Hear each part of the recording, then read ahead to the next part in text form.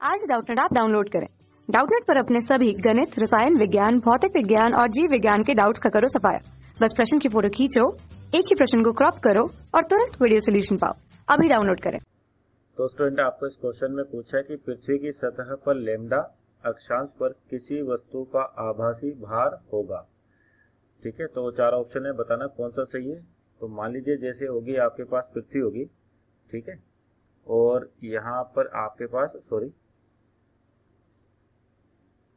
यहाँ होगी मान लीजिए आपके पास ये लैम्डा अक्षांश आपके पास, यानी कि ये कोण कितना होगा, लैम्डा होगा आपके पास, और यहाँ पे द्रव्यमान रखा हुआ है m, जो लैम्डा अक्षांश पर है। तो अब क्या होगा, जब अपनी अर्थ है, जो आपकी अर्थ है वो किस तरह से रोटेट करेगी, इस दिशा में रोटेट करती कि कोई ना कोई इसका घूर्णन वेग होगा, मान लीजिए ओमेगा रेडियन प्रति सेकंड।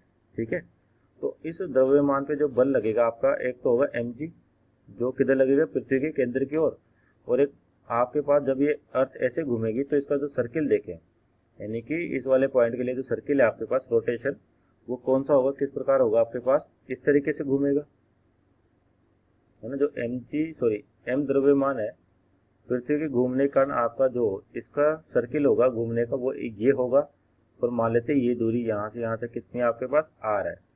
तो इस पर एक बल तो mg लग रहा है ना, जो पृथ्वी के केंद्र की ओर, और दूसरा इस दिशा में लगेगा आपके पास Fc, जिसका मान कितना होगा, m ओमेगा स्क्वायर r। ठीक है, तो यानी कि जो आपका इन दोनों का परिणामी आएगा, कहीं ना कहीं किसी दिशा में आएगा, तो परिणामी मान लेते हैं अपन, कहते हैं mg डैश है। ठीक, तो यहाँ बात करते हैं आपके पास, यानी कि mg डैश ये किसके बराबर होगा आपके पास, mg vector plus fc vector, इन दोनों का परिणामी आपके पास क्या है, ये है। ठीक है, मान लेते हैं इसको समीकरण 1 कह देते हैं। और पृथ्वी के घूर्णन के कारण आपके पास जो गुरुत्वाकर्षण क्षेत्र है उस पर क्या परिवर्तन आता है, या उसकी क्या वैल्यू होती है, कि घूर्णन के कारण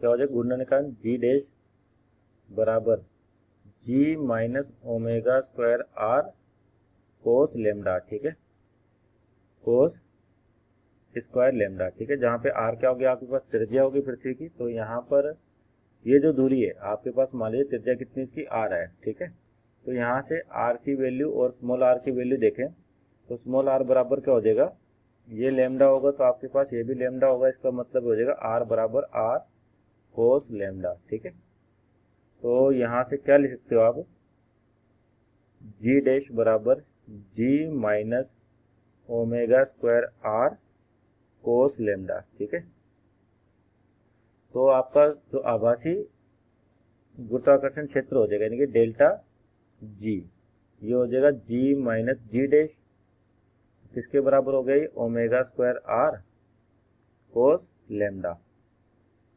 ठीक है, तो अगर इस समीकरण को आप m से मल्टीप्लाई करो दोनों साइड, तो ना, तो m से गुणा करने पर क्या हो जाएगा आपके पास, mg माइनस mg डैश बराबर हो जाएगा m ओमेगा स्क्वायर r कोस लैम्डा।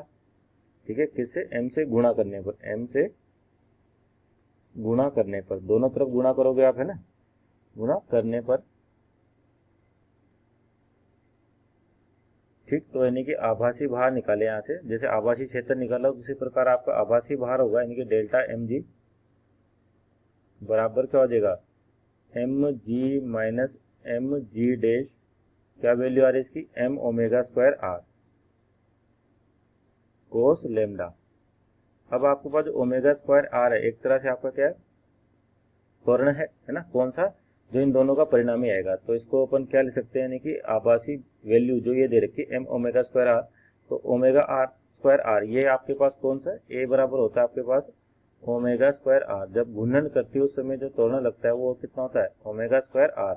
यानी कि एक तरह से ये वैल्यू भी क्या होगी, द्रव्यमान गुणा त्वरण, तो ये क्या होगा आपके पास, mg होगा, है ना, इसको क्या लिख सकते हो आप, mg कोस लैम्डा। यानी कि जो आपका आभासी भार आ गया डेल्टा mg, ये किसके बराबर होगा, mg कोस लैम्डा के बराबर।